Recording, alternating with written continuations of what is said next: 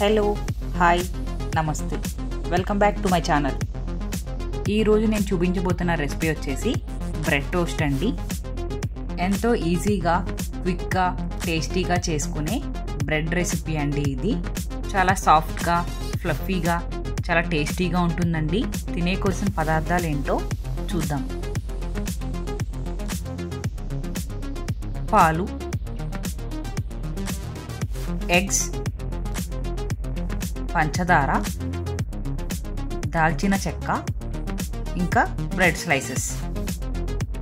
ఒక మిక్సీ జార్ని తీసుకుని దాల్చిన చెక్క ముక్కల్ని అందులో యాడ్ చేసుకోండి.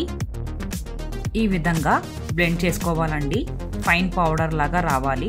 ఎక్కడా ముక్కలుగా లేకుండా నీట్గా బ్లెండ్ చేసుకోండి. ఒక గ్లాస్ పాలను తీసుకోండి. వాటిని కాచేసి చల్లారనివ్వండి. ఇప్పుడు 2 కోడిగుడ్లను తీసుకొని బ్రేక్ చేసుకొని అందులో యాడ్ చేసుకోవాలండి.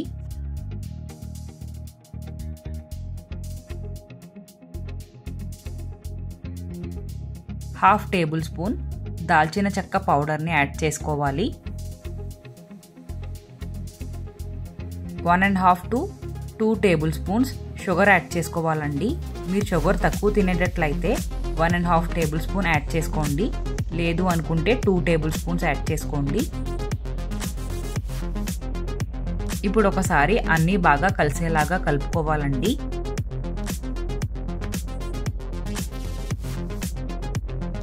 ఈ విధంగా మిక్చర్ని రెడీ చేసి పెట్టుకోండి.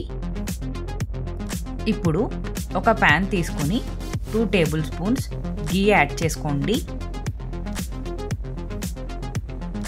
నెయ్యి కొంచెం వేడెక్కిన తర్వాత మనం తయారు చేసుకున్న మిశ్రమం ఉంది కదండి, అందులో బ్రెడ్ని డిప్ చేసుకోవాలి. ఈ విధంగా ముందు వెనక కూడా బాగా డిప్ చేసుకొని బ్రెడ్ని ప్యాన్ మీద వేసుకోవాలండి. లో ఫ్లేమ్లో పెట్టుకుని కుక్ చేసుకోవాలండి. గోల్డెన్ బ్రౌన్ కలర్ వచ్చేంత వరకు లో ఫ్లేమ్లో పెట్టుకొని నీట్గా ఫ్రై చేసుకోవాలి.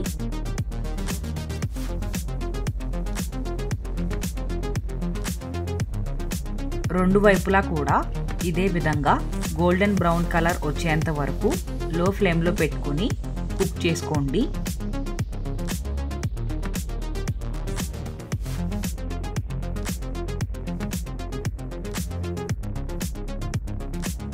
అంతే అండి, ఎంతో సింపుల్గా బ్రెడ్ టోస్ట్ రెడీ అయిపోయింది. మళ్ళీ సేమ్ ప్రాసెస్ అండి. నెయ్యి వేసుకుని నెయ్యి వేడెక్కిన తర్వాత బ్రెడ్ స్లైస్ని మిశ్రమంలో ఇలా ముంచుకొని ప్యాన్ మీద వేసుకొని గోల్డెన్ బ్రౌన్ కలర్ వచ్చేంత వరకు ఫ్రై చేసుకోవాలండి. మీరు ఎన్నైతే బ్రెడ్ స్లైసెస్ తీసుకున్నారో అవన్నిటికీ కూడా సేమ్ ప్రాసెస్ అప్లై చేయాలండి. ఎంతో ఈజీగా క్విక్గా మనం ఈ స్నాక్ రెసిపీ ప్రిపేర్ చేసుకోవచ్చండి. చాలా ఫ్లఫీగా సాఫ్ట్గా టేస్టీగా ఉంటుంది. ఖచ్చితంగా ట్రై చేసి చూడండి, మీకు తప్పకుండా నచ్చుతుంది. Please subscribe to my channel.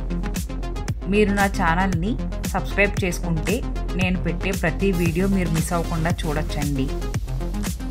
Thank you for watching my video.